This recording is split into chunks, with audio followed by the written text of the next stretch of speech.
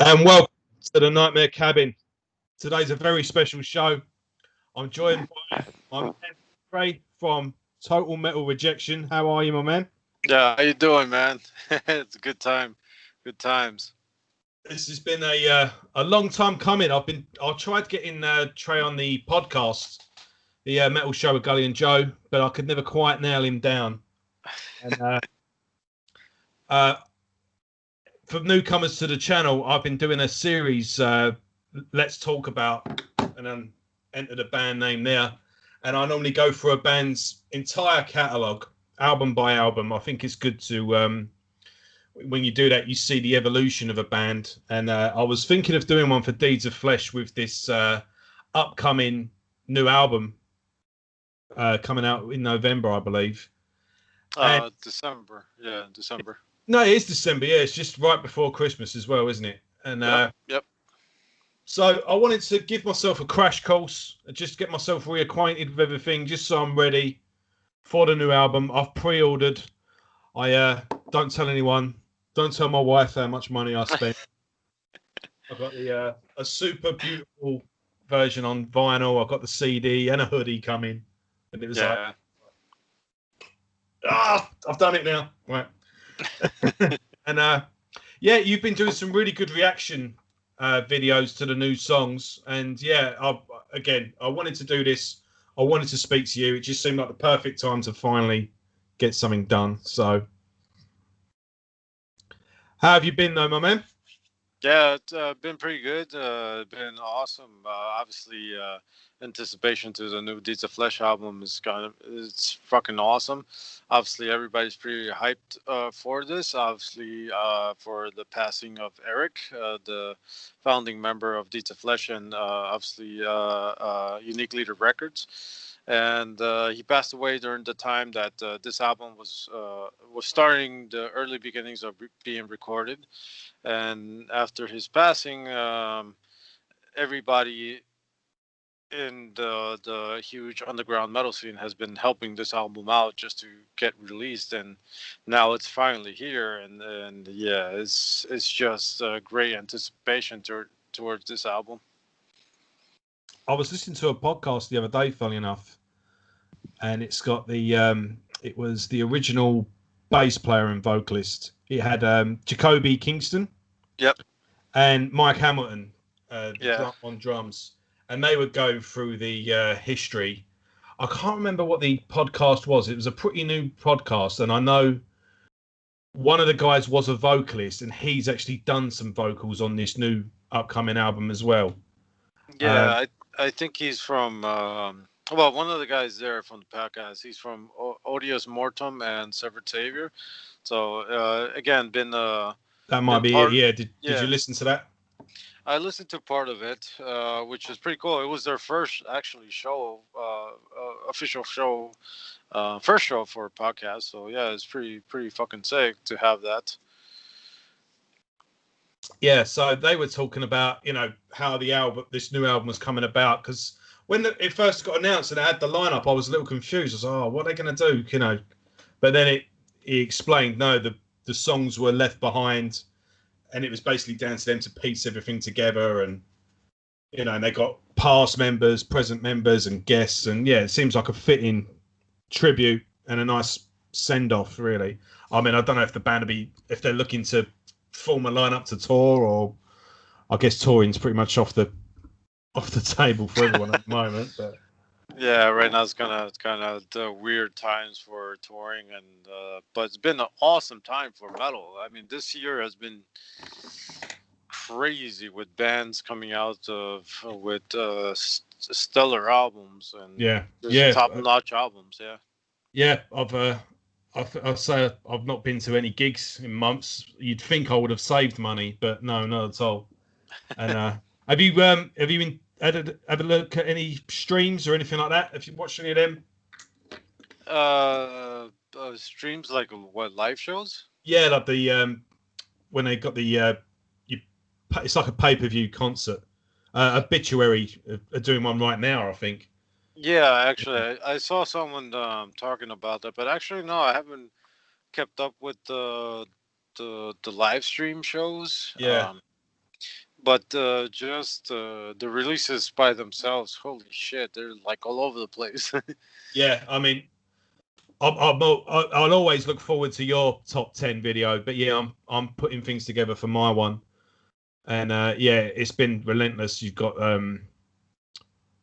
werewolves, onslaught, the new benediction. I've just got I was about to say that werewolves. yeah. I've just got the Undeaf. I just got their album in the post today. They got the Sinister and the vocalist of Sinister's other band. I've just got it here. The I can never pronounce Voracious Scourge. That's a good. Voracious Scourge, really awesome. You got Mike Smith from Suffocation. Really good Exactly. stuff. Yeah. No. So, what are we drinking, by the way, Trey? I've Well, I've got been. Ephes, I think it is. Oh. I've been drinking what I drink pretty much all day. It's all day IPA, and I got this beautiful big bastard over here, which I is saw that on one of the. Is that the one you had the other day on one of those? Yeah, I was looking that up. Yeah, this is not bad. This is just to it's more of a next day hangover type drink. The first thing that you'll grab after a hangover, so you could just ease it through pretty much. Pretty smooth. This is Fax Premium. And the cool thing about it, the cans are pretty obviously big, but you got that nice. I don't know if you can see that, but it has a nice little half nude clad girlie over here with some Viking dudes just going crazy. Which I saw that on your last video, and I looked it up to see if I could buy some, and I noticed those cans. You know, those selling those cans, like the one you've got in your hand now on yeah. eBay. The empty fucking can for a fortune. It's ridiculous. Oh damn! I just threw away like 3 of them.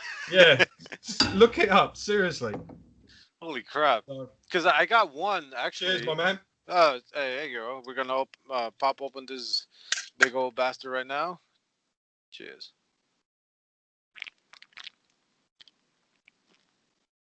Stay hydrated, as you always say at the end of your videos. Hell yeah! Hell yeah!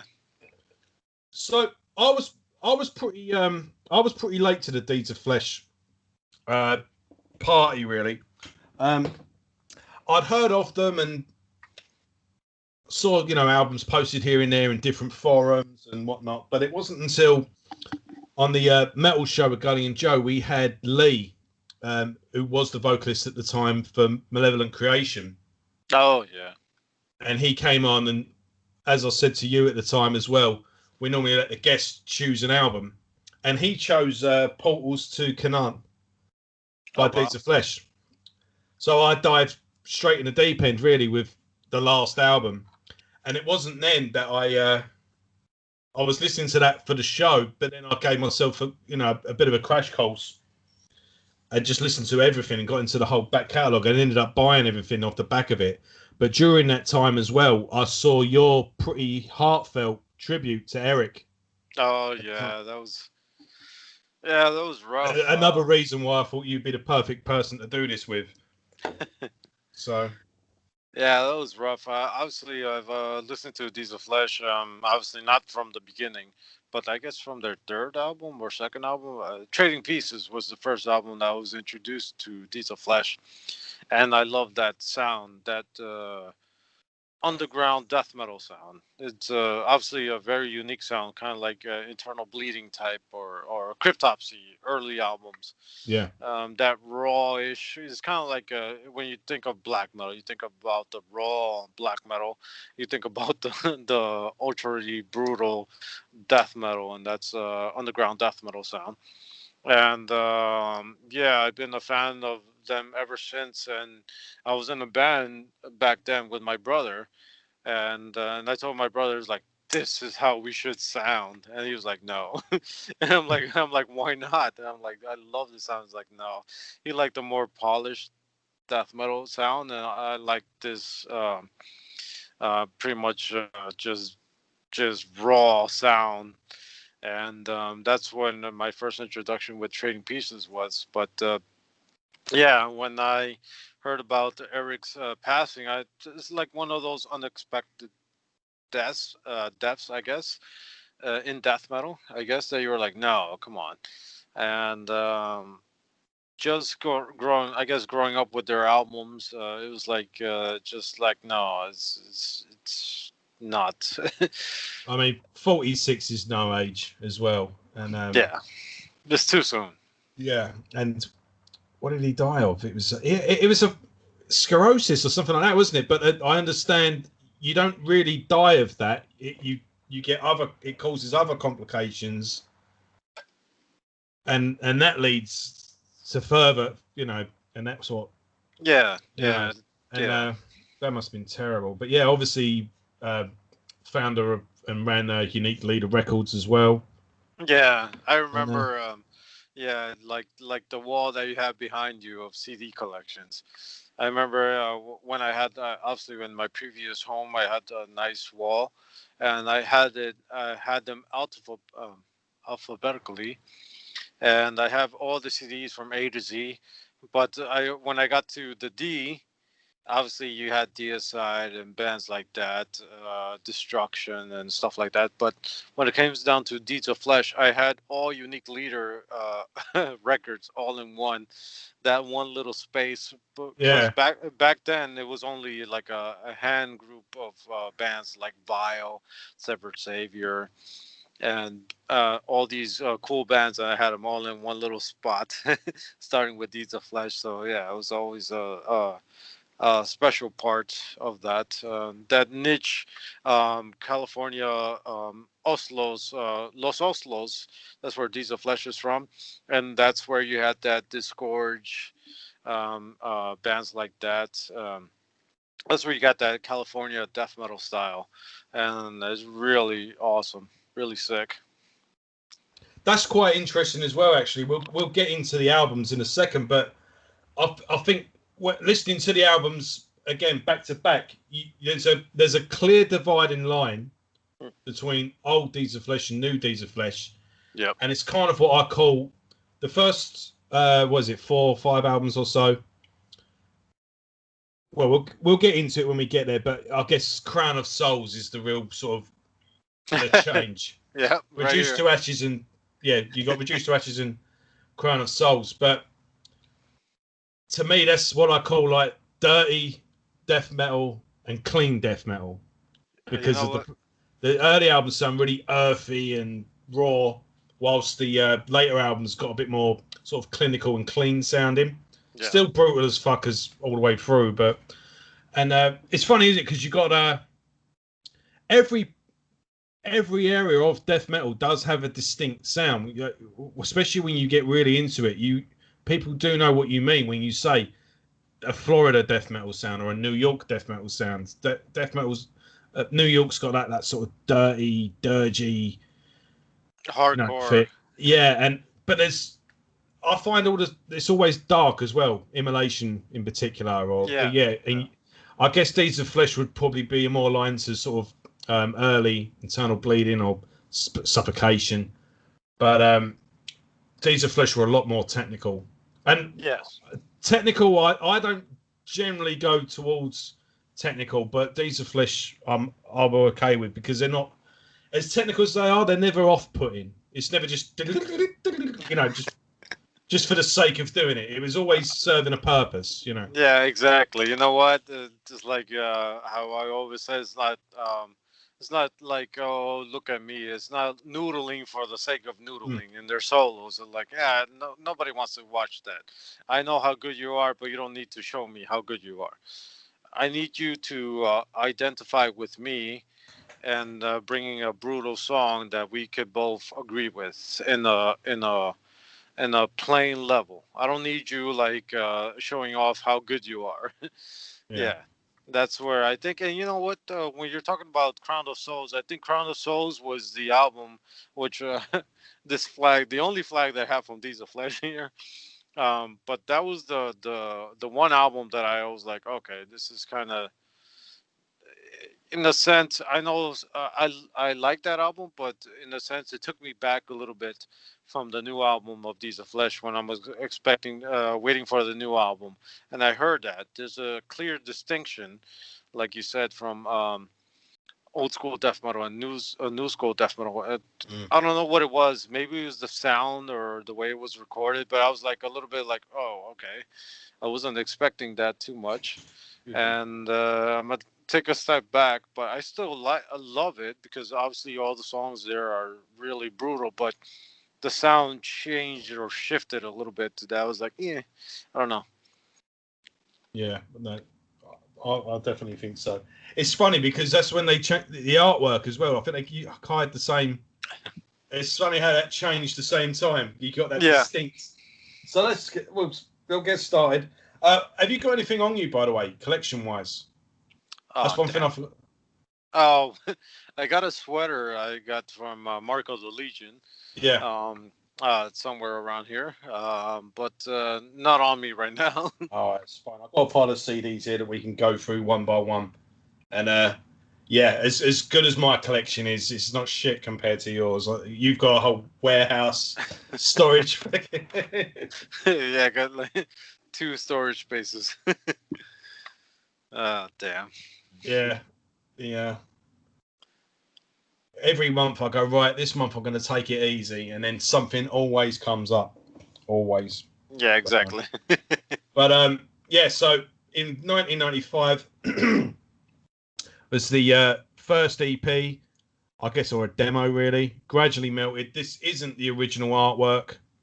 Trying to get hold of a copy with the original artwork is you'd have to sell a kidney.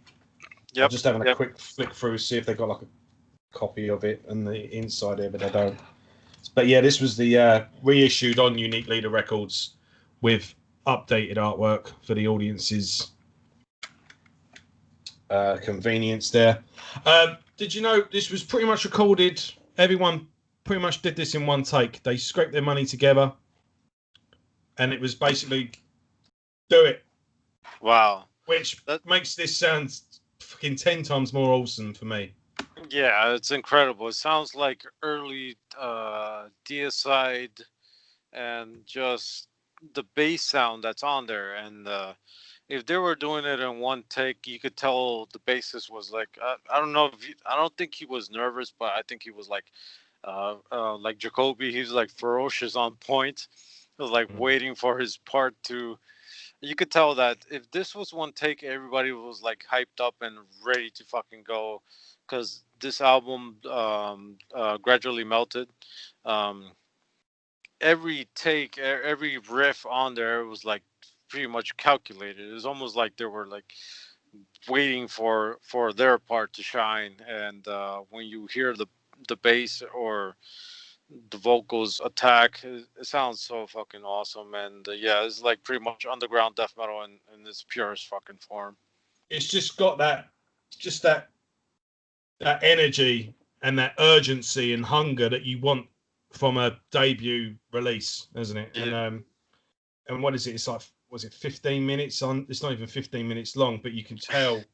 I think again in that interview, he was saying just how relentless their practicing schedule was. They were practicing six times a week. It's like if you Wow. and yeah, apparently they just nailed it, so it was airtight, and you could. And if this was done in one take, Jesus Christ, like you can just tell even back then, you know. And that's what I love about these early recordings. I mean, I've not got anything against modern technology, and certain things are helpful, but when you listen to things like this, when you think about the early Napalm Death recordings, for example, you know that guy is drumming a million miles an hour. You know that. So, because there was no other way of doing it back then. And yeah, there's not like no take. All right, take it from here, from the chorus. All right, do that, and they get a chance to relax. No, it's like, oh, go, go, go. Yeah, the triggers and all that shit. Nothing. And yeah, this. Do I feel? I don't know. they're a lot different, but in a lot of ways, I do get a bit of a vibe of Hate Eternal as well when I hear Deeds of Flesh, especially the early albums. Yeah, because of the constant, I guess, riff changes. Oh. Also emphasizing on just pure riffs. I don't get too many bridges. The bridges are like very minute and just to paste together each riff. The way they do their changes is like very swift, and you don't notice them. They're not dragged out, I should say, but they're like riff. Okay, let's follow the next riff, and we gotta do something in between to marinate those those two riffs, and let's keep it moving. It's just punishing every turn. That is one thing. It's a credit to them, but I think it can be what can sort of put some people off. And if you are getting into the band like I was doing, running like hitting the ground running, listening to all the albums at once, the fact that there isn't many repeated parts it can be a bit of a heavy lift. You do need to listen to the albums on repeat, and then it starts to make a bit more sense of every listen, I find. Yeah, you gotta. I think for a band like Deeds, you gotta be in that mindset. It's not gonna be like your typical death metal band, because you're gonna have your main riff, then your chorus, then goes back to maybe a bridge, and then your main riff, and then maybe a chorus again. With bands like this, you're gonna get uh, brutal a brutal death metal right off the bat. Maybe one like chuggy riff or a slam riff, if there is. Then you're gonna go into 3 or 4 chorus that don't don't sound the same. So yeah. So they put out that demo and then followed it straight up. They got with 1996 the Trading Pieces. Oh damn. And the let's go for the lineup actually. So the original this is the original lineup. They didn't have a lot of lineup changes really, not until later on. Yeah, it was but like 3. Yeah, that demo and this album, you've got Eric Lenmark on guitar and vocals, Jacoby Kingston bass and vocals. They would do a twin attack, and Joey Heslett on drums. Mike Hamilton comes into the picture a bit later. But yeah, so you mentioned this was the album that got you hooked. So yeah, I'll let you take the lead. Well, I remember the long story. I was working in construction with my father and his company. But when I first got this CD, we had CD players, I guess, back then. And I remember the job site was like maybe an hour away. And we used to wake up super early, maybe like at 4 or 5 o'clock, just to drive over there, just to make it over there by 5 or 6 in the morning, just to start the work. And I remember receiving this a day or two before we started that job, and I was like, "Holy shit, this is fucking awesome!" And that was the perfect time when I would wake up and like be kind of sleepy driving to work, and I would like throw this on and just pop this on, and I was like listening to this all the way over there, and then busting my ass for like 10 hours straight, on and off, and then coming back home just fucking melted. Not gradually melted, just melted. Yeah. Just melted. And then just like, oh yeah, this is awesome, and just the again, Eric's vocals and Jacoby's vocals, that twin vocal attack, kind of like Deicide does, was just so well placed, but obviously more raw sounding. Obviously Joey's drumming was like that was everything to me. And that's when we were in the band at that point with my brother, and after listening to this for about a week, I'm like, this is how we should sound. And he's like, no. I'm like, why not? He's like, no. But this album was truly at that time, and listening to reminded me of other bands like they had that raw sound like Internal Bleeding, Embalmer, in a sense, and I love every song about this. Hunting Humans, Trading Pieces, just awesome sound, awesome songs. It's pretty much just it's just all the way Mhm. through. Apart from, and then it just give you a break, like sort of at the end of is it Born Again, Torn Apart? Just at the end of that track, just, Oh yeah. those nice chunky parts, just fucking. It just gives And you that, that nice little breather between the blasting, basically. and again, it's even though um, it's a brutal death metal record, but you could hear the bass, you could hear the guitar, you could hear the vocals very Yeah, it's not prominently. muffled. Especially the bass, it's not really muffled. You get that a No, lot. Yeah, and still you have the drums like right in your face at the same time, so it's kind of like weird, like everything's like right up there, even though it's like a underground brutal death metal sound. But I think that's what makes it more obviously, not to sound cliche, but more unique. yeah. But just really awesome sound to this album. If you guys are a fan of obviously brutal death metal, this is or underground brutal death metal. This is the album to listen to it, just to get into it, just to obviously dip your toes into brutal death metal. And this is the album because it's gonna sound. Everything's gonna sound clear and it's gonna sound obviously raw at the same time, and just brutal and the way it should sound. I think as well, one one advantage with Deeds of Flesh as well is that their albums are always like a half hour long. So Yeah. it's very quick attack, get out, and Yep. so it is easier to digest in that way. I said earlier about how the songs never repeat or anything like that, but as much as I love Nile, when you got those like 50-minute albums, when you just at the end of it you're just battered. You just this is really good, but I just yeah, I'm not going to listen to it for another couple of days or so. Yeah. With Yeah. this is a nice half hour. You just you have that wave hit you, and then you just go, yeah, great, put it on again.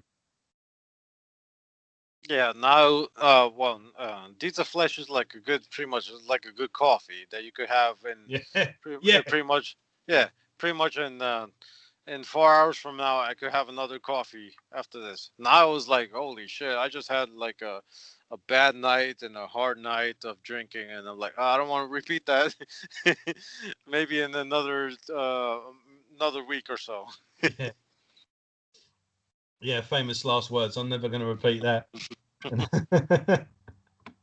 So yeah, moving on. We've I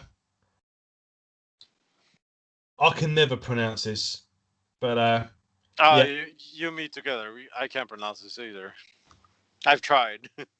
um, we've got a new drummer on this album though, Brad Palmer, Mhm. and yeah, I'm going to try inbreeding the anthropophagy. Yeah, it bring Who knows? Yeah, the anthropology.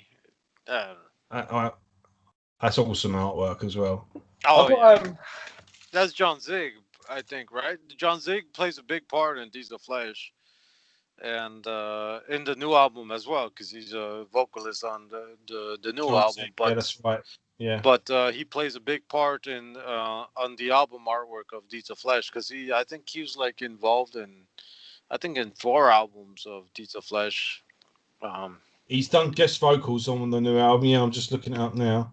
Yeah, which Let's see. I think this is part of that. I think he drew this album inbreeding the whatever an anthropology. Just seeing what he's done with Deeds of Flesh. He's yeah, he did Gradually Melted. I'm guessing that's the new one. this album, Path of the Weakening, and Yeah. Mark of the Legion. But yeah, he's got a CV as long as your arm. Oh yeah, yeah, yeah. John Zick, yeah, amazing. So, And he's in Images of Violence as well. So yeah, really awesome. I've got a promo copy of this album as well. But, Oh, nice. got like a write up, yeah, Yep. and it comes with. And this is like a poster. Nice. And yeah, a press release. There you Ooh. go. Please find enclosed a new Deeds of Flesh album. Any further info, interviews, please contact Godria Zine at the above address. I wonder if this place is even going still. Repulse Records. Oh yeah, Repulse Records. Yeah, Repulse Records released their first 3 albums, I think. Yeah. Oh man, Repulse Records, great lineup that they had back then. I don't know if they're still around, but yeah, really awesome. I think with this album, really, it's basically just more of the same. Really, it's exactly what you want. Yeah. It continues, and I think there is an evolution with the band, but I think on an album to album basis, I think it's just they're just tightening the screws and turning the Yeah. ratchet a bit more with each album gradually. I don't know. They're just Yeah, just increasing the intensity and yeah. making it a little bit more tighter. Maybe a little bit more, maybe 2 minutes less of the runtime, just to compress everything in there. But yeah, yeah, this album has one of my favorite all-time Deeds of Flesh song, which is "Infecting Them with Falsehood." Which, oh my God, I think they did uh, a remake of this song later on, but yeah, this song is just crushing. Love the chorus for this is like, "Bring your children, let me kill them." Is like, oh, so good. But yeah, this whole album is. But again, you get hints of, Deeds of Flesh again in their lyrical themes were like all over the place. Or like brutal. Obviously, your trademark death metal, which were like corpses and butchering and all these stuff. But you in this album, I think you had hints of their newer content in Crown of Souls, which you had that whole spacey theme. Yeah, they went all science fiction later on, Yeah, didn't they? yeah, yeah. Which I think they had traces of this, which End of All, or one of the songs that are on here, which had outtake from a movie, which dealt with space, I guess, and it's like man is from an on, it's like from a pale. I forgot what it was, but it's like man is from like a insignificant star revolving on a dimly lit galaxy at farther reaches of space, which is pretty much makes us insignificant, something like that. But you got there that first glimpse. Now looking back on it, it's like, between being torture and butchering of Deeds of Flesh lyrics, and then you got that Crown of Souls era, and then being again trying to bridge that point where science fiction and obviously brutal death metal, which is like butchery, and but you got that small glimpse, and like looking at it now, it's like, oh, okay, I see what he was. They were trying to ease in on it, but not really. And yeah, it's kind of cool to see that, looking at all these albums past and seeing that, like, okay, there was a purpose to their lyrics, because a lot of Deeds of Flesh's albums, whether you notice them or not, or paying attention to them or not, are very theme oriented. Later in the latter, um, um, that they're very theme oriented. But their earlier albums are all over the place, and their lyrics are all over the place. But in their mid to later albums are like more defined to a certain theme, which we get Yeah, from the with last two albums are a continuing story, aren't they? yeah, yeah. And this new one is the conclusion, so it's a trilogy. Hmm.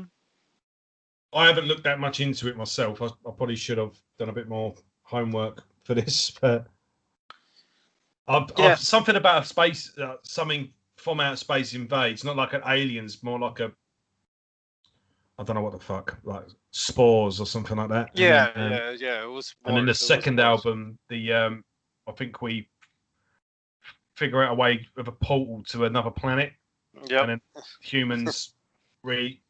Do you know what it is? I'm just kind of. I've got like a general outline of it, but Well, it's like crazy because they have this whole, I'll tell th- you. We'll talk about it when we get there. But yeah, yeah, exactly. one thing as well on this album, the final track re-recorded, gradually melted. Oh yeah. Yeah, so that's worth noting as well. Um, next up in 1999, one of my favourite albums, Path of the Weakening. Oh my God. Eric and Jacoby still doing the bass and vocals between the two of them. Joey Hislett is back on drums. Yeah, He that was on was the his original. last album. Yeah. And then Jim Tax. I can't. TKACZ. I have no idea how you pronounce that. Takax. Yeah. But they're a four-piece on this album. They kind of went back and forth between being a four-piece and a three-piece, didn't they? It would always they would Yeah. introduce Yep. a second and yeah. To me, this is a. I would say I don't know if you agree with me or not. If I was going to say to someone with Deeds of Flesh, I would probably maybe say this one is a good place to start. It's a good first album. This Or if I album. just. No, no, no, no, no. To me, this album, for one thing, when I always say I love snow maps, in video games, I always like snow maps.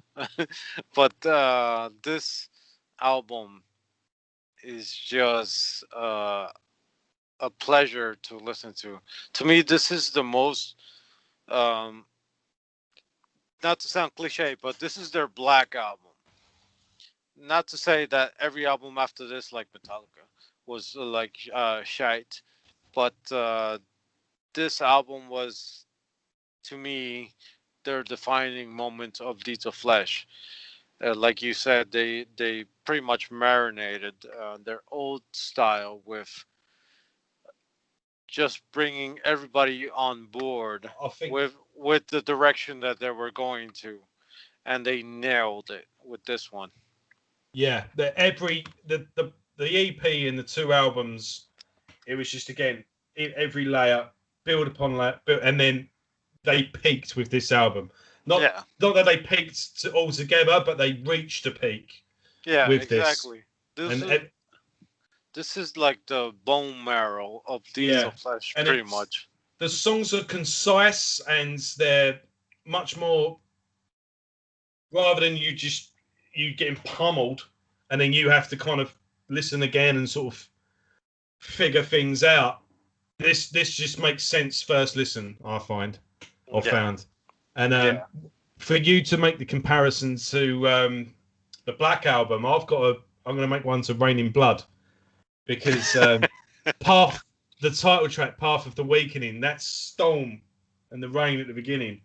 And then when yeah, it does kick in, it is just like a hailstorm. Like it just come and it is. I would say that is the Rain in Blood of death metal. That track. yeah, exactly, exactly. I think, yeah, you just what I was trying to say with my fucked up form. That's exactly what you just said is what I feel. I think that everybody that listens to that understands about death metal, because you got to have a form of understanding of build up to this album to understand this album Mm. and to know a little bit about death metal, to say like, holy shit, this is like exactly like that Slayer album, because it's not like holy shit, but you're taken aback by the way the opening riff. It's not like in your face Slayer. It's more like this is fucking Slayer, and Yeah. this is fucking Deeds of Flesh, and just listen to it. It's a Deeds of Flesh that allows itself to breathe, to for you to, unlike their previous albums that every riff was riff upon riff. This is a riff based album, but wants you to pay attention to the riffs that are being played. And Path of the Awakening, once you get that, that chuck from the snow, and you get that sound, and then you got dun, dun, dun, dun, dun, dun, dun, and oh shit, it takes on from there, and the drums are just slow enough for you to hear every riff. Exactly. Yeah. I think Yeah. it's like they're not worried about out brutalizing each other, or this one's like, yeah, we've done all that, we've proven what we can do. Now let's let this. Yeah, you said it perfectly. The riffs breathe Yeah, on this one, just let and it breathe. It's like what you do when you cook a steak, or when you open a bottle of wine. What you got to do, you got to let it breathe, you got to let it sit, you got to let it rest. yeah, Yeah. and that, And and that's what the combination of this album was. It was like John Zigg's excellent artwork, and you got that whole riff portion of it. Like, let's not go full force on the riffing. Let's just do that riff and just let it sit for a bit, and then we're going to continue with this riff, and then let it sit for a bit. And that's the premise of this whole album is. And you get the last song, "A Violent God," which is like a theme that that's a weird song. Yeah, that's a weird song, because when you hear that, it's like a slow, and the kind of like a vocals David are Vincent sort of thing, isn't it? yeah, it's Yeah. crazy song, but it works. Just looking at the album artwork, and it just fucking works when you listen to "A Violent God," and and it's like drawn out, uh semi-immolation-ish type slowness to it, that's kind of like smart. It's a very They kind of show that they're not just capable of just speed and technicality, that they can mix it up, yeah, and they yeah, never did it often, but when they did break things up a bit and experiment, it just made it all that much more effective and yeah. made that much more impact. And I think this was the point that they were like focusing on, like, wait a minute, we're not much more than like a butchered at birth type a band. We're much more like intelligent immolation. It's like pretty much a combination of if I had to compare it, this is just me talking about it. I'm not just saying this is wherever this is, but it's kind of like Deeds of Flesh. Early Deeds of Flesh was like butchered at birth, Cannibal Corpsey, but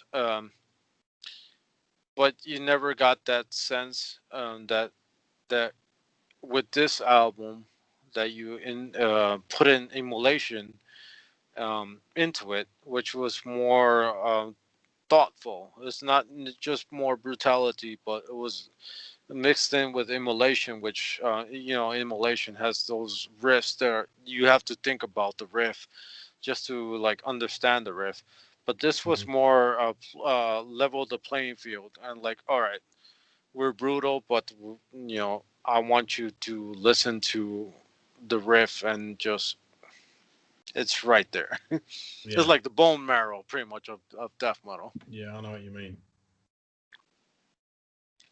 Yeah, it's just definitely one of my favorite albums, anyway. Yeah, And yeah. I've got a couple, but in fact, we'll talk about it at the end. But I sort of my 3 albums. I think it pretty much represents everything nicely, actually. But yeah, we'll get to that when we come to it at the end. But yeah, next up they go back as a 3-piece, and now we've got Mike Hamilton on drums, who will go on to stay with the bands.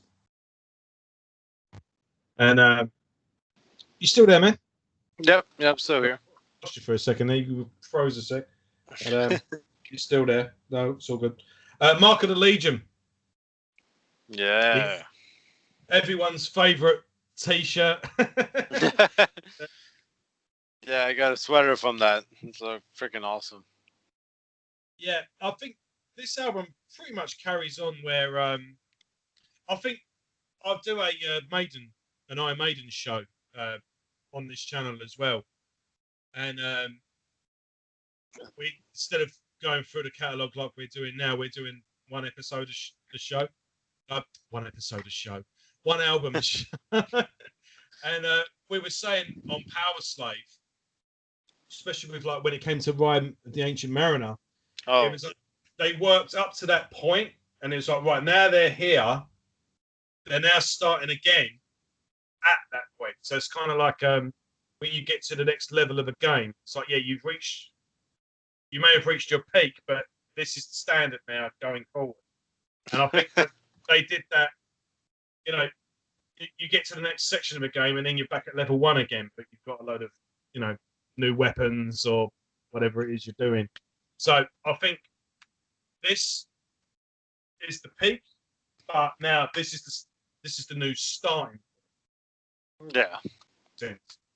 And I think again with this album, they carry on from where that album left off, but I think on this one there's a few more. The sort of instant recognizable riffs are a bit more prevalent on this album as well. They don't really repeat themselves much. But like when Cleanse the Fire kicks in, it's like, yeah. You know, fucking awesome. Which is crazy because this album like turns it up to fucking 11 pretty much. On the drums at least, because you have Cleansed by Fire, you have obviously Mark of the Legion, A Master of Murder. You got these awesome songs that obviously you got I think it's Mark Hamill on the drums now on this. Mark Hamill, yeah, these are Flesh, which you get that different snare sound on this is like so fucking fast, and back then it was like holy shit, like and you got that his pingy sound on the snare, but so fucking precise. This was a more like cleaner sound, I guess. More of a bright sound, but you got that. You have this was an era that you got that Deeds of Flesh version of it that is like, all right, I have you now. Now let's fucking go, and they just fucking turn it up with. Besides one of my obviously favorite songs are Mark of the Legion, Cleansed by Fire songs on here. They're just like punishing. The dark sounding riffs as well. There's a real sort of, it's like a sinister sound to this one, rather than the other ones are kind of punishing, and with Path of the Weakening, it's kind of like a I'm trying to think of it. It's like a claustrophobic feel to this album. Yeah, it's it's a suffocating sound. Yeah. Yeah, like our previous album, like Path of the Weakening, that we're gonna let you breathe on this album with our riffs. Yeah. It's more like we're gonna fucking put a plastic bag around you and we're gonna fucking suffocate you. Yeah. Pretty much. Yeah. awesome songs to this. It's just punishing as well. There isn't. I think Master of Murder as well was another one as well. Oh That yeah. real evil. It's got, Oh that's what I wanted to say. That it feels like there's a bit of melody in this one as well with the riffs, like yep. the sort of shredding it. You know, Yeah, you. That's the thing though. Master of Murder.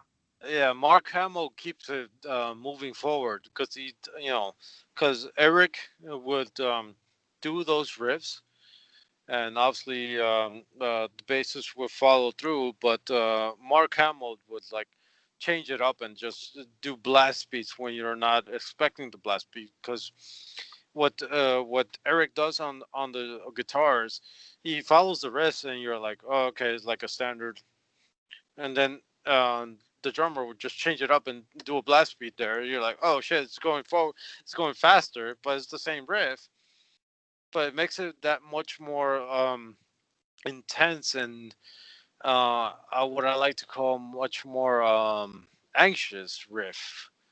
When you hear this album, it's like a nervousness that you have to that the riff is following through. It's the same riff, but the pace is different, and it gets accelerated and then slows down, but the drummer keeps it moving, which is really crazy because you got that unique ping sound on the snare drum that makes you feel more like nervousness, like this riff is more anxious than if you hear the riff by itself than what it really is. So it's kind of like fooling you to a sense, like, oh shit, this is getting more, it's like more intense. It's like watching a suspense movie that you see the same character playing the part, but the music is speeding up, which what Mark Hamill is doing on the drums, and you're like, oh shit, this is the same feeling that I get, but it's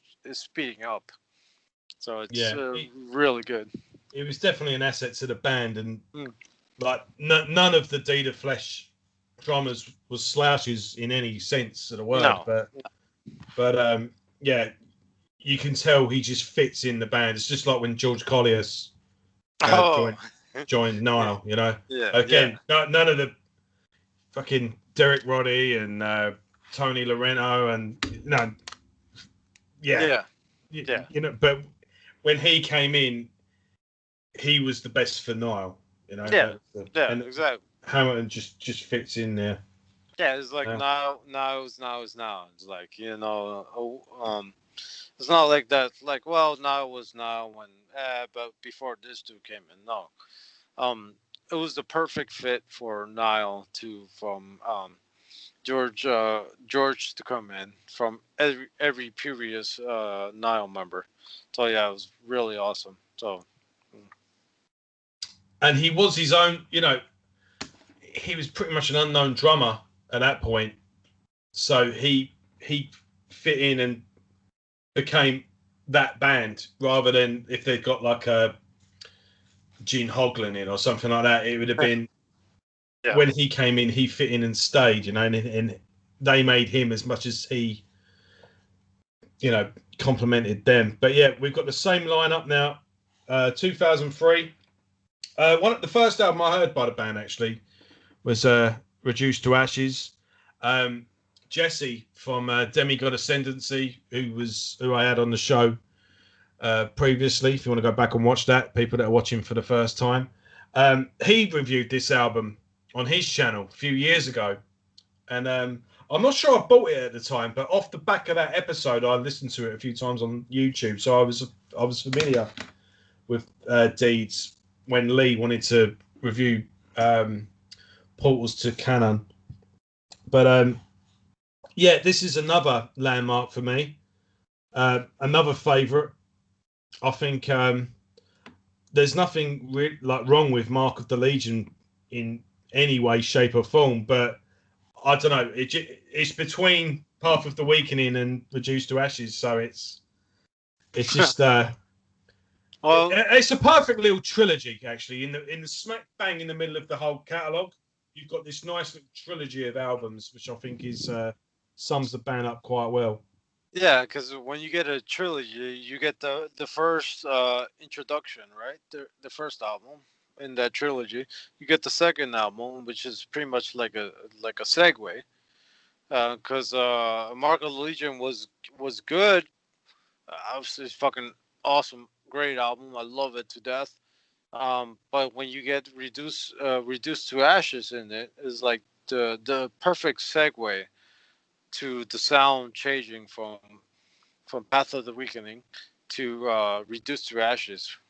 Perfect segue into the opening track for this, Reduced to Ashes.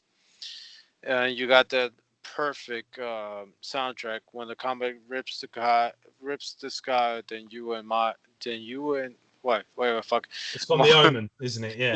Yeah. Then you and I must die. You know, you get that whole bit, which is amazing. I think it's from The Omen. Anyway. Yeah, it's from yeah. The Omen. When the comet rips the sky, then you and I must die. When eternity he rises, Yeah. then yeah. And then that's the priest, isn't it? Before the thing snaps off and then falls through. Yep. And then you got you got that. Yeah, it's just riffs upon riffs. It's like holy shit.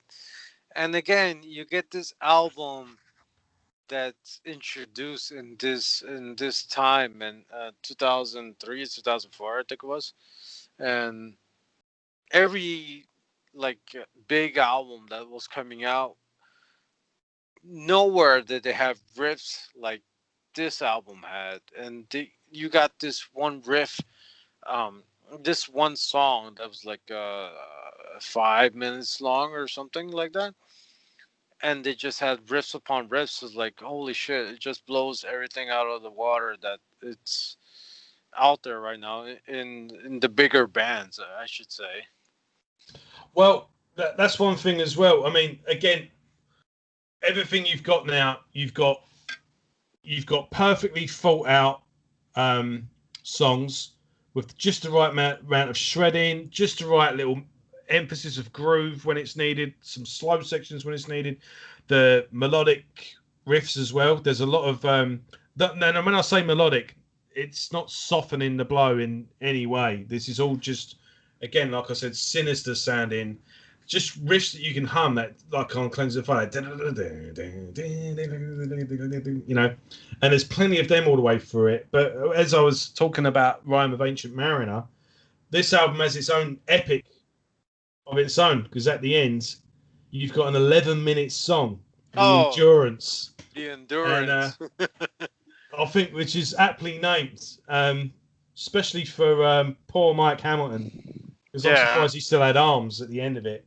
Oh my god! It's crazy because I was in a band with my brother and stuff like that. His favorite song on Deeds of Flesh, he was like, "Oh, my favorite song is The Endurance." I'm like looking at him like, really? Like, you talk shit about Deeds of Flesh all this time? Like, no, but The Endurance, because for them to do a 11-12 minute song and just being like riffs upon riffs and doing all kinds of stuff was like really admirable. I'm like holy shit. But yeah, that last song, The Endurance, is like awesome that you mentioned that, because I was gonna say that as well, because that track is just punishing. On that podcast I referenced earlier as well, they never played it live. Apparently they practiced the shit out of it to record it. So it was played in a rehearsal studio plenty of times with it, but the thought of doing it live, they were just like, nah, fuck that. So if off the back of this album, this coming album, if they do form a lineup to tour, I think fans should challenge them and hold it to them and go, no, you've got to do the intro. If you open the set with it and then it's done and out the way. They should have like 2 drummers just in case, but no. That'd be cool. Yeah. Amazing. Yeah. Awesome. Yeah, Awesome album. this album's just a, how do I say it? It's just a fucking slab of brutality, really. It's just, but it's good. It's catchy. It's not off-putting in any way. And yeah, like I say, Path of the Weakening or this one, I think you could start out with these two. And Yeah. yeah, and I think what we summed it up quite nicely, really, because this really does. This is a trilogy. What Yeah, it is. It is. they built up to this point, and then over these three albums, they build up to another peak, You know, and it's they hit crazy. that peak on the Endurance, and then they just cut it off, and it's a whole clean slate on the next album. You know, it's crazy. I never looked at it that way. It was like a trilogy album, but when you really think about it, it's like, yeah, Path of the Weakening is like, if you're And gonna there's no slow it. carrying on. They literally wiped the slate clean with Crown of Souls in Yeah, 2005, and you can see the change in the artwork. yeah. Because I was, once I saw like Reduced to Ashes, and then when I got the new album, when I saw the new album, Crown of Souls, I was off. Uh, to be honest with you, I was like kind of taken aback. I was off put by the new album. I was like, I don't know, but really awesome songs on there. But yeah, yeah, that was a nice closure to a trilogy for Diesel Flesh, and yeah, very noteworthy. And segue to that, I gotta take a piss, so I'll be right back. Okay, I'll keep going until you take a break. But yeah, Crown of Souls as well. I think it's one of those albums. I think what they go on to do on this album, they they get better on the next two, which we'll come to as we go along. But yeah, this is a much more cleaner production on this one. Things sound a lot more. Don't want to say sterile, but much more clear, concise. There isn't got that sort of. This is what I was saying earlier at the beginning of the show. There's a night. There's you can see the dividing line between old Deeds of Flesh and new Deeds of Flesh, and like I say, there's dirty sound and clean sound. And the clean sound starts now, and I guess you can say it really with the artwork as well, because the artwork's very. You look at those original paintings. I mean, this is. In fact, no. I was going to say, I thought this was kind of like a computer graphic or something. But I think this might have been a paint. I remember Jacob saying that Eric went to someone's house and saw was an artist, and then he saw this as a canvas on a canvas. Sorry, and just went, "That's that." Contact straight away with the paper. Fine. I think it was this one. I'll have to look up this podcast and I'll look it down. Listen to. Yeah, interesting. Pretty sure that's. But the artwork is cool.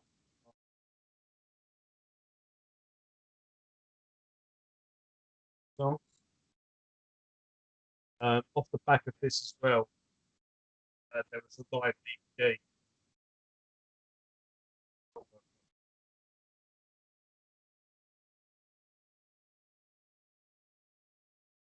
There, now on set songs, and it's just songs.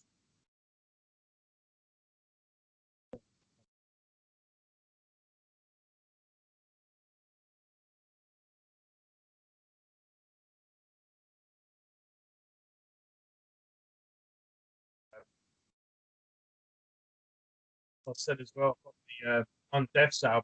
I've a video of that. So,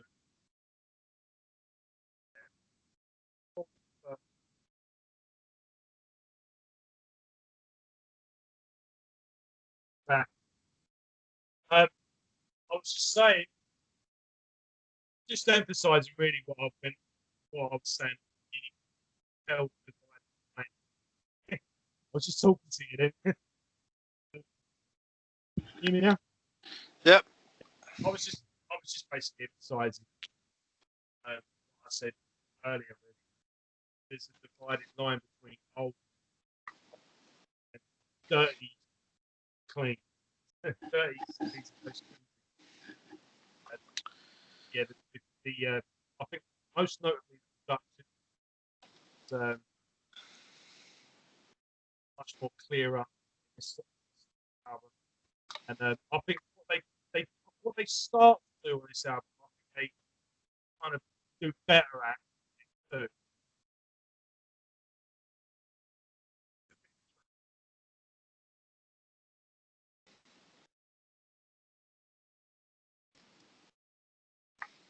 Oh no, it froze. You there? Yeah, I'm here. Yeah. All right, sweet. What point did you not hit? Did you what point did you hear up to? The point that this album was starting to um, be more clear. I don't know. It's a bit sort of clearer production, real sort of sterile production, and I've basically said this is a bit of a transition album. I think what we really get to where we're going on the next album, but there's sort of baby steps are taken on this one. Yeah, the whole baby step portion about it.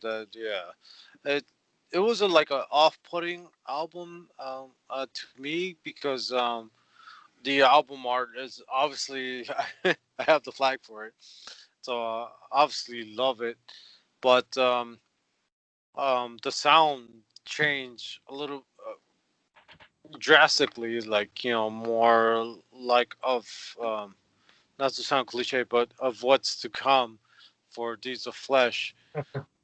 That was like kind of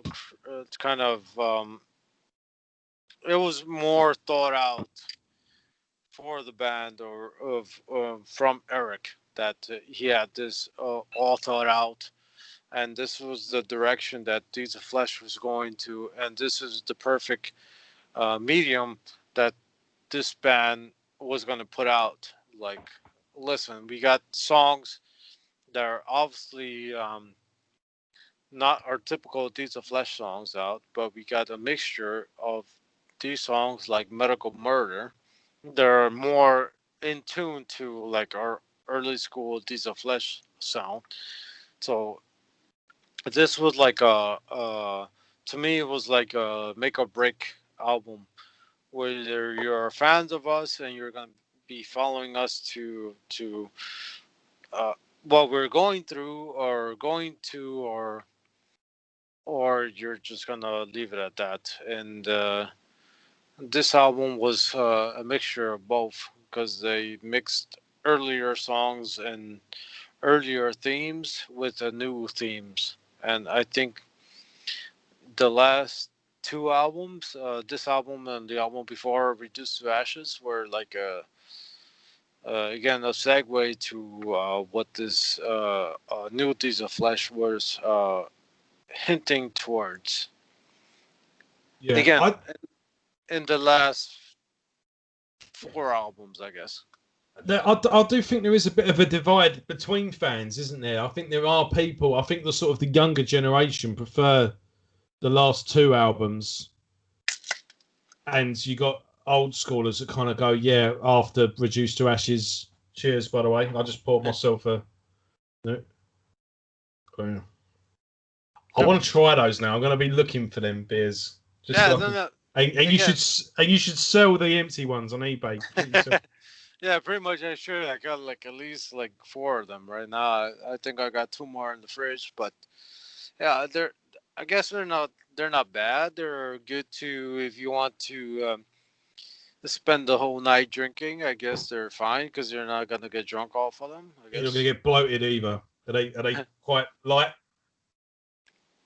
Actually, yeah, they're not bad. I mean, I have diverticulitis, which problem with the fucking gut. So it's pretty much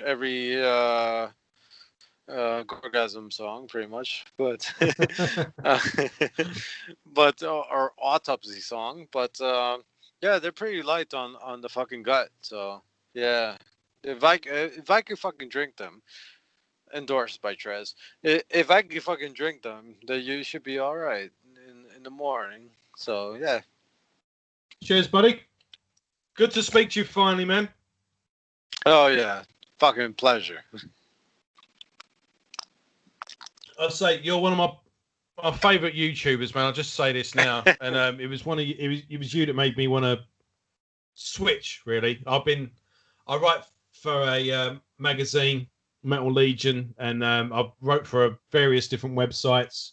Brutalism.com is one you're probably more familiar with, and yeah, it was watching you and others, YXM and Canyon, Bickle, and people like that. I wanted to just join in, you know.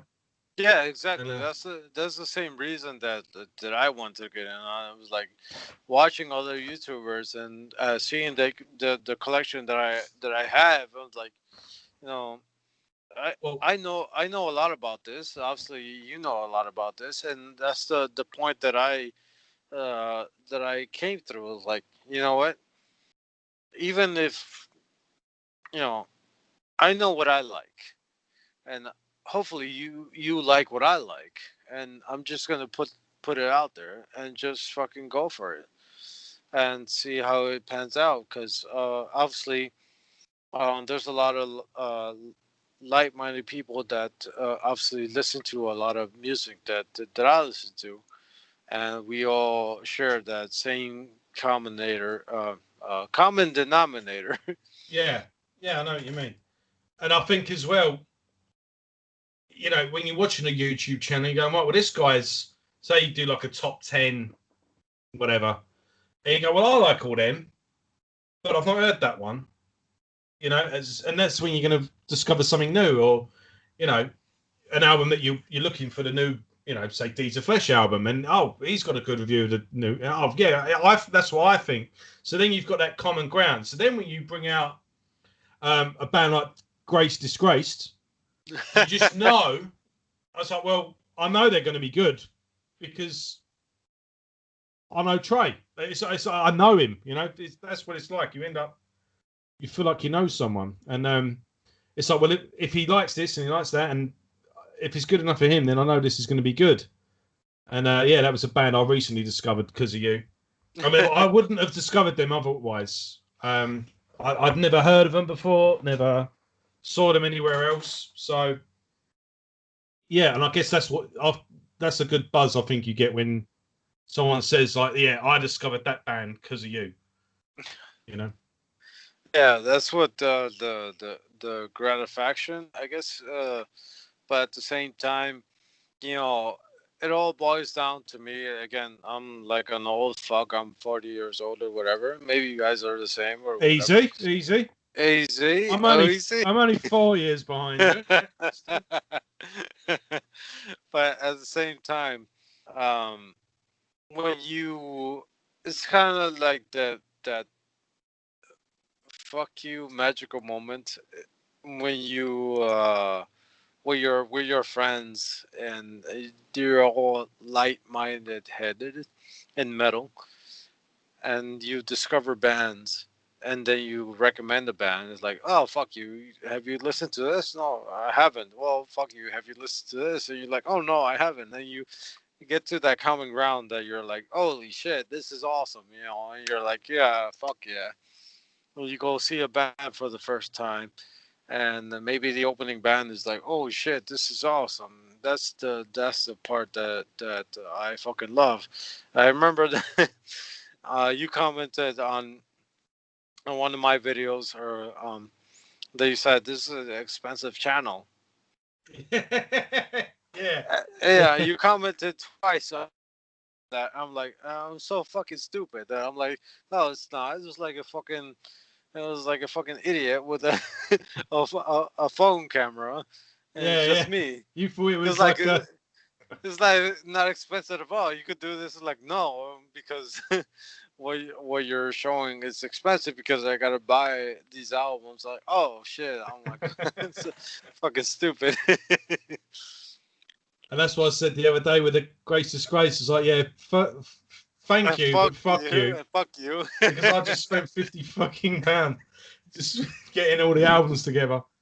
And they've still not turned up yet in the post, but Yeah, there you go. Yeah, COVID. We'll put it down to COVID. COVID. Yeah, COVID. But yeah, it's the thing about it is obviously recommendations, and giving you taking recommendations and giving recommendations, and you keep this thing moving, because obviously we don't obviously know everything, and someone could come up to us and tell us like, listen to this band, it could change your fucking mind. You're like, holy shit.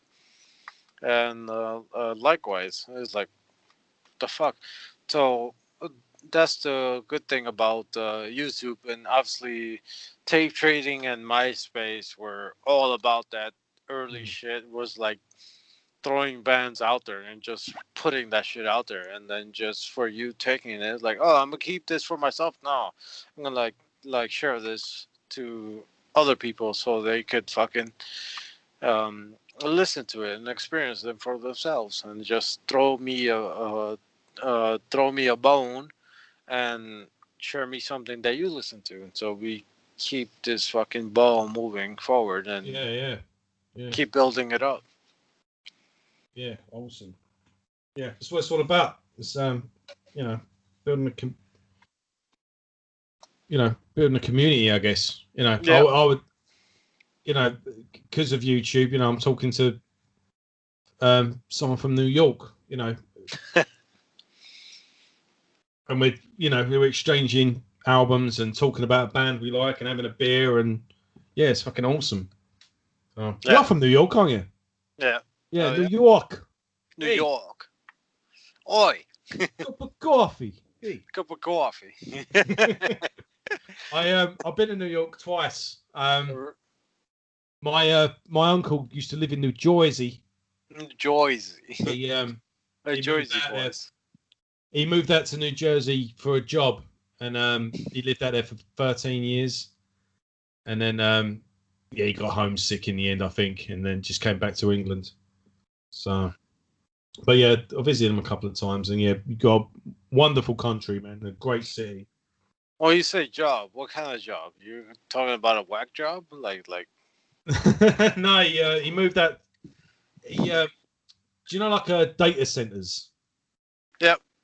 He did something with data centers, and they moved him out to America to take care of a data center. And after 13 years, I think he just wanted to come home in the end. Yeah, like, fuck this. I want to come back home. I think you always end up, coming home in the end. Yeah. Regardless. Yep.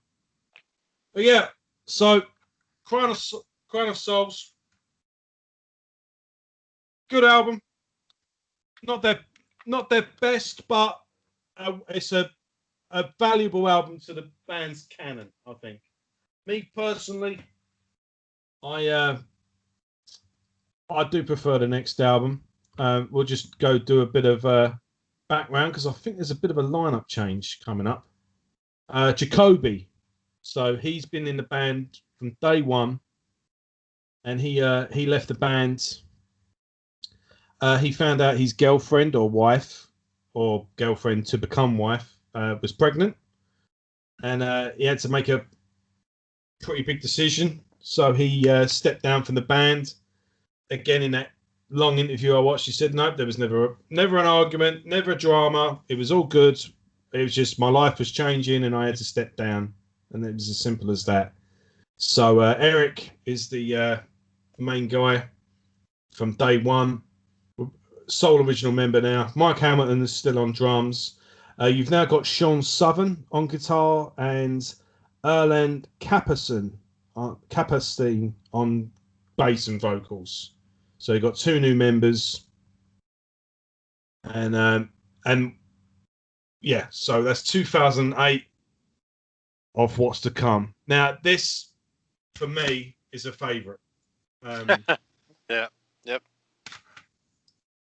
And like I say, I think this is a good album, but this is like, this is what we were leading to this. It's like, right, we're here now.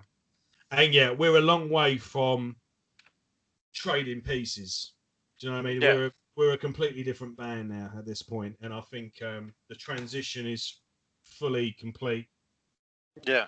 I think it was Crown of Souls, where it's like, um, to me, it was like Reduced to Ashes, and this album was the perfect of what's to come segue for obviously this album, because Crown of Souls was obviously awesome, but the sound that Deeds of Flesh was going from Reduced to Ashes was of what's to come, and this is what obviously came out, and this is what they were leading to. So really awesome.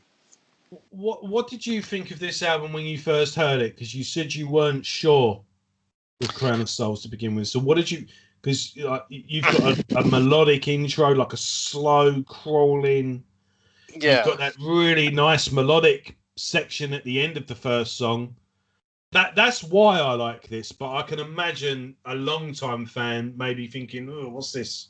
So Yeah, when I first heard it, obviously, what took me, obviously, I think what took a lot of fans, the album art was like really fucking awesome. You're like, holy shit! And then you got Waters of Space, and you got that first intro, and you got that melodic part. It was like, wait a minute, this is totally alien to what Deeds of Flesh is. mm. So you got that pushback. Obviously, I got that pushback. It's like, I don't know. This might be the album that I have to take a break or not fully invested in. And, listen to it, maybe like it's like that tough meat that you know you carved up and like, oh shit, this meat is fucking tough, but I'm gonna fucking munch on it for a couple of times, and I was like, okay, but maybe it took 2 or 3 barbecues to maybe fully like get the taste of it. Like when you have a steak and you put that I, I seasoning in. I think you're hungry. I think you're going to have dinner after this, aren't you? Yeah. I think so, but but when you have that, like, I don't know if it fucking if it's my fucking seasoning that I will put on this fucking steak. Um, but again, it grew on me. I think listening to it now, I'm like, oh shit. Maybe it was a little bit not ahead of its time as far as the timeline for death metal, but the timeline for Deeds of Flesh, I think that was a little bit too abrupt, or maybe a seasoning that we weren't accustomed to. That I think that was like, no. Mm. I do think, Maybe, yeah. I mean, if this came out today, I don't think it'd bat a lot. People wouldn't really bat an eyelid to it. yeah. But in 2008, which isn't that long ago in the big scheme of things, but in metal, yeah, a lot can change um in what's it, 12 years now. But Yeah. I think that's what it was. It's like, oh shit, I don't know. This like very the sound was obviously better. Uh but you got the whole technical aspect of Deeds of Flesh that was like that we knew that Deeds of Flesh was about, because we got that brutal technical death metal aspect of it. But we didn't get that technical this isn't pummeling you like Path of the Weakening um or any of the first 5 albums, say, because it was just an attack, wasn't it? This isn't yeah. attacking you. it's just as technical, and the drums all over the place, and the riffs are all over the fretboard, but it's not an attack. Yeah, I it's don't not think a. It's there's not a. it's giving Yeah, you something to listen to, and yes, there's intricate solos. There's different the time changes again were always there, but there's something. It's different this time round, isn't it? yeah. It's something different because like we're not expecting that attack. We're Mm. like what the fuck, and then something happens. And we're like, holy shit. Okay, this is kind of it's kind of weird, but I think that's what Deeds of Flesh does in every other album that they want you to listen to something, and whether you have the ear in that time, I think that's what it is. Because Mm. I didn't think I had that ear for this album when this album came out because I was expecting something else. And listening to it a couple of years back from when this album came out, I kind of appreciated this album. Like, oh shit, I know what you're fucking saying. I know what you're doing, but I didn't appreciate it when you released it because I was expecting something different. And I think that's the fucking the uppercut that Deeds of Flesh does to you every single Yeah, time. I That think I hear it retrospectively, so it kind of makes a bit more sense to me. So that's why I'm interested to hear what you thought when you first got it. 'Cause, yeah, because obviously I'm like like waiting for the next album, waiting for the next sound, and obviously uh, I don't I didn't expect that from the new Deeds of Flesh album. Like, oh the shit. But listening to it retrospectively, I'm like, oh shit, that makes sense. I know where you're going from. But back then, I was like, I was like, at the same time, like, oh yeah, this is awesome. But at the same time, like, wait a minute. yeah, it's like on Unearthly Invent as well. It's got kind of like that early decapitated.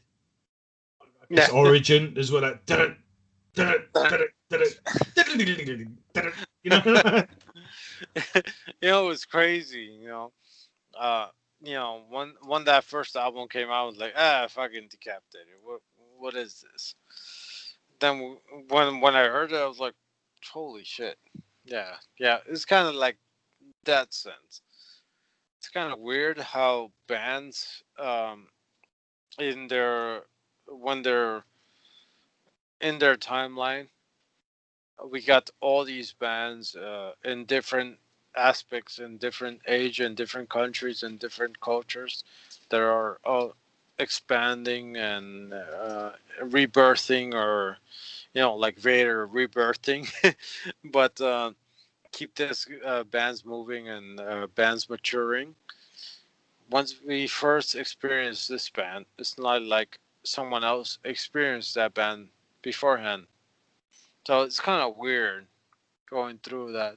And Deeds of Flesh comes down to that.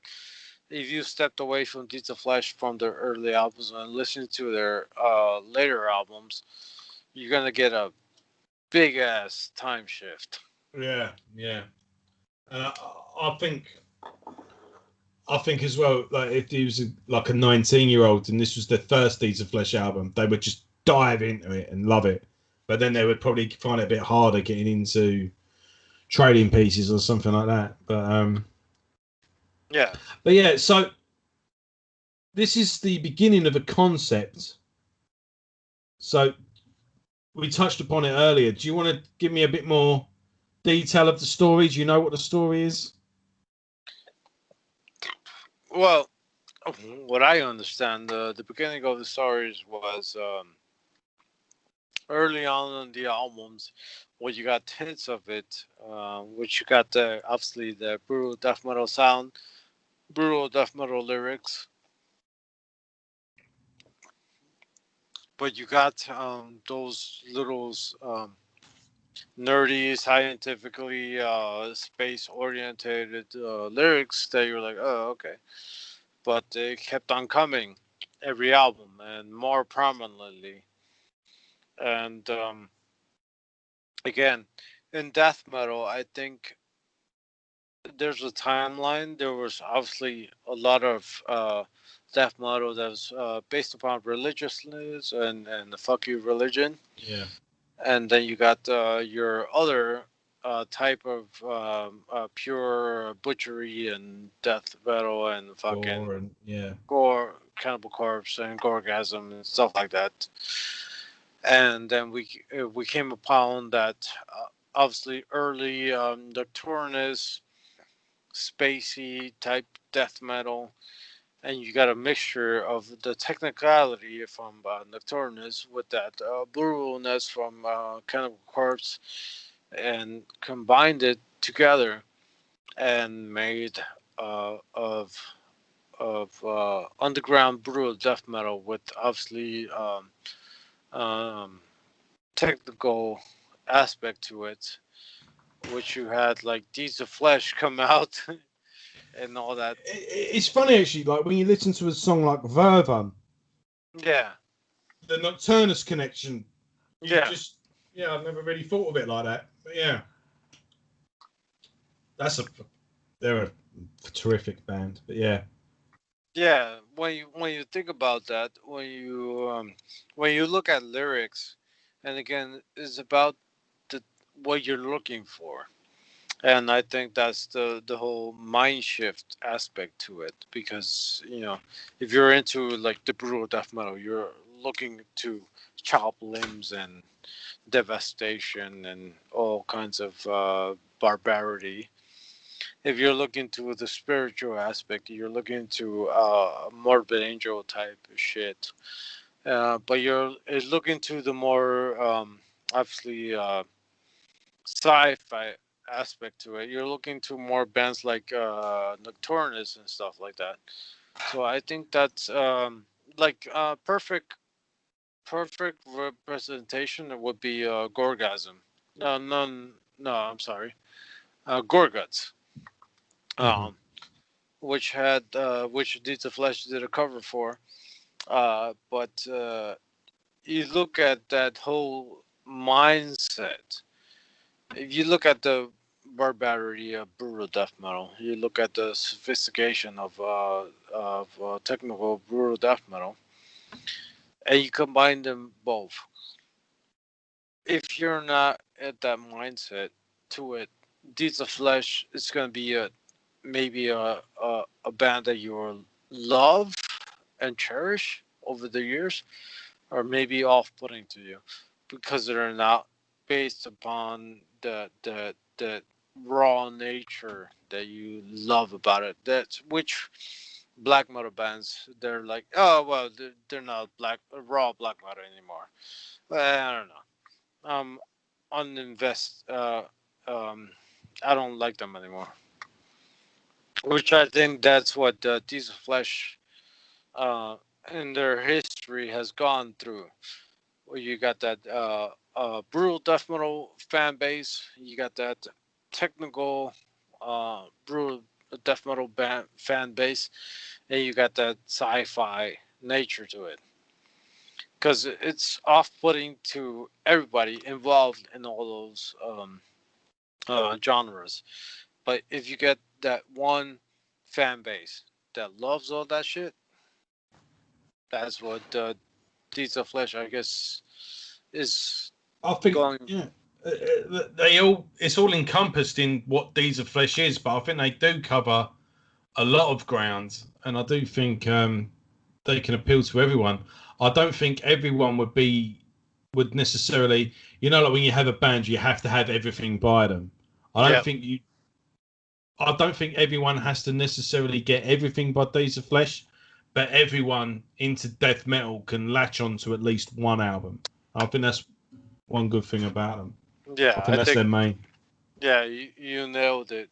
Because whatever shit that I was trying to say, I think you just nailed it. Because I think there's for a fan base of death metal, I think Days of Flesh has their time for you.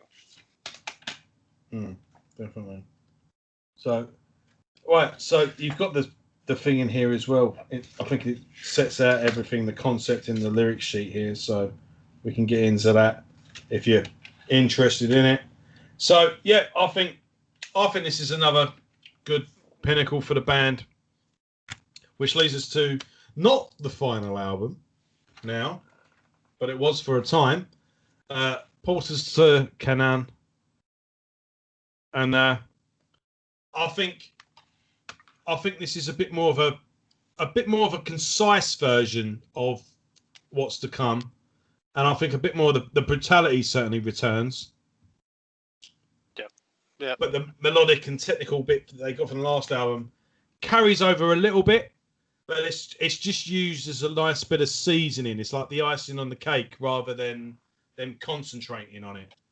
But yeah, this is a bit more of a balanced Deeds of Flesh album, and it kind of encompasses a little bit of everything of what's come before. Yeah, I think that the whole encompassing aspect to it plays a big part because, yeah, Portals of Canon encompasses everything of the brutal death metal aspect of Deeds of Flesh, with the technical aspect and obviously the sci-fi aspect to it, which I think this is the perfect album for Deeds of Flesh because it brings in the old fans that like that brutal sound, but accumulates the technical fans that like the new sound. And yeah, this is like songs like Xenovirus.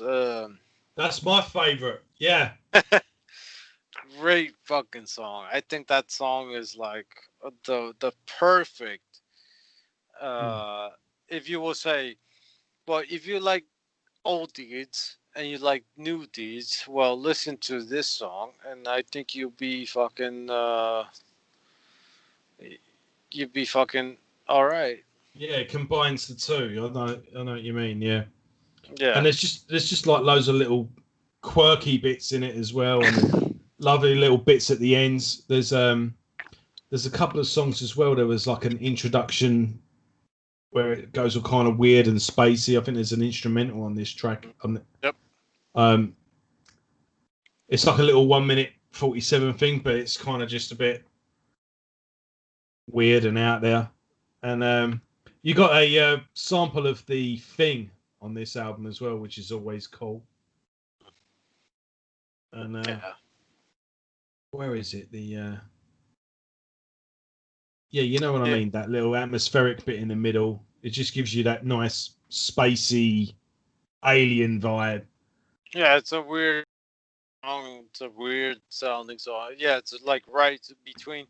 If you look at it as a vinyl or a tape, it'd be the last of side A, or the beginning of side B. But yeah, that's your little atmospheric part about it. But at the end of this album, Celestial Serpents as well. That weird yeah.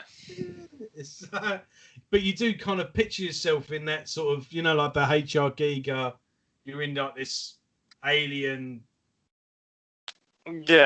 sort like dome thing. I don't know. You just you picture weird sort of landscapes whilst watching this, and obviously the fantastic artwork which complements it. Oh yeah, you got that like Higer, like you said, and the Lovecraftian type sense to it. It's like really fucking predominant on this album that you can't help to fucking love. And you got that fantastic artwork to it as well. It's like shit. That's amazing. As well, you got this amazing at the end of this album. You have that fantastic, one of the first bands that made me fall in love with death metal. You got that amazing cover of Gorgasm. No, Gorgasm. Gorguts. Gorguts. Just amazing. The singer from Gorguts, is on the new album as well, isn't he? I believe. Yes, he is. Yeah. Which is just awesome because you got so many bands and so many artists just fucking chiming in this on this new album, which is really cool. It's like an homage to Eric, because you got John Gallagher from Dying Fetus, which we just saw a video for. You got the dude from Gorguts in it. You got George Fisher.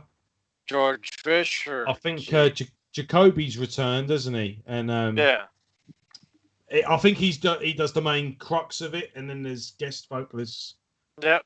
That's the way I think that's what he's done. I think he does the main bulk of it, and then there's people doing like backing vocals or like duet vocals, whatever.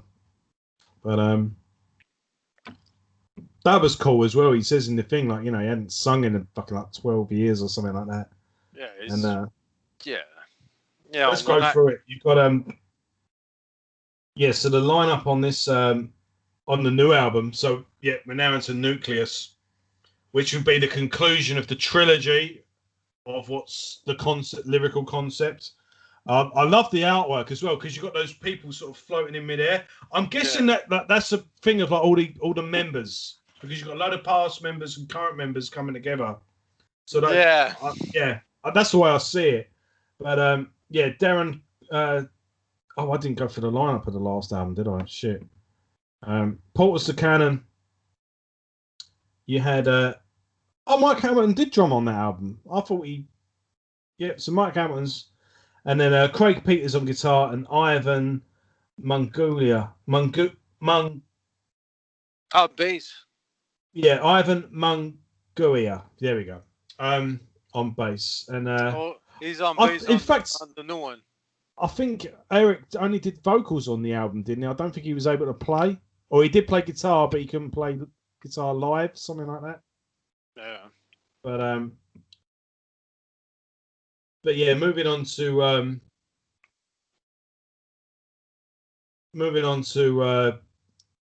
to the new album. Obviously, we can't review it. We've got 2 songs, which you can watch Trez awesome videos where he reacts to the tracks.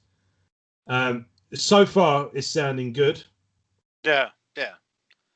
The first song was a little like Alien Scourge, I think it was. Yeah, the first song was a little semi-technical, a little bit on the edge of where my comfort zone is. To be frank, I was like, oh shit, I don't know what they're doing or where they're going from. But then that's been a theme for Deeds of Flesh in their albums, like we've been talking about. You know, again, a big Deeds of Flesh fan, and listening to that first song, I was like, oh, okay, I like the first part, but I don't know about the second part about it. But then they totally fucking annihilated with that last song that I reacted to, which was fucking amazing, which was the album Nucleus. Just fucking crushing song. Total classic Deeds of Flesh song. One of them had a real melodic solo in as well, I remember. I can't remember if it's the first or second track. Yeah. But really awesome. And the second track, Nucleus, they had guest vocals on the chorus, John Gallagher from Deeds of Flesh, and the last solo on the track was from Decrepit Birth, was from, I think it's from, I forgot his name, but yeah. I'll quickly go for the lineup. You've got Mike Hamilton helped write the lyrics and vocal arrangements with Jacoby. Jacoby's back, but just doing vocals. But you got Darren Seska on drums. Craig Greg Peters on guitar, Ivan Munguia from the last album on bass. Obviously, Eric Lenmark's guitars are on the album, and he's obviously songwriting. And then listen to this: you've got Decrepit Bill, guest vocals, Obi Fleet, Anthony Trapani, Luke Lemmy, Gorguts, George Corpse Grinder from Cannibal Corpse, John Gallagher, Matty Way, Frank Mullen. Oh yeah, Suffocation. John Zig, the artist, has even done a bit of Thirsty Images Boys. of Violence. Do you know this guy, Thirsty Boise Jolie? I think that is. I fucking hate reading people's names out. I always fuck them up. Robbie Koch and Matt Sotolo. I think that's it. That guy did guitar solo, no vocals though. So yeah, this is going to be an exciting album, and it's going to be a great conclusion to a fantastic back catalogue. Well, that Dusty, he was on Silver Savior, so like pretty much Unique Leader, pretty much catalog. Oh, Robbie, dude, Robbie. You're looking it up, yeah? Yeah, Robbie. He's from Plaima. I don't think I've heard them. Plaima Ars Breed? Yeah. That's the Plaima's like the European Suffocation. So good. He's the drummer from Plaima, plays on Disavowed. Really? All right. Yeah. I've got one of their albums. Just the one with it's just a close up of the eyes, like. Yep. That's with the barbed wire across the. Hell yeah. That's it. Oh right. Okay. I'll have to check them out. Mm-hmm. And fucking amazing. Right, well, I think that concludes our chat about the Deeds of Flesh back catalogue. If you are new to the band, I hope this gives you a little introduction to them and a nice little segue. Go check out Total Metal Rejection. I seriously doubt you watch my channel, but don't watch his. Fucking hell. But thanks for coming on the channel, man, and giving me a nice little boost. I look forward to the new album. I'll be doing an unboxing and review. No doubt Trez will be as well. And I look forward to hearing from you soon. I hope to do something like this again with you soon, my friend. And I'm glad we finally got to talk and had a beer and talk about some metal. And yeah. Cheers. My metal brother from overseas. And yeah, if you made it to the end of this, thanks for watching. Like and subscribe both of our channels. And we'll see you all down the trail. Fuck yeah.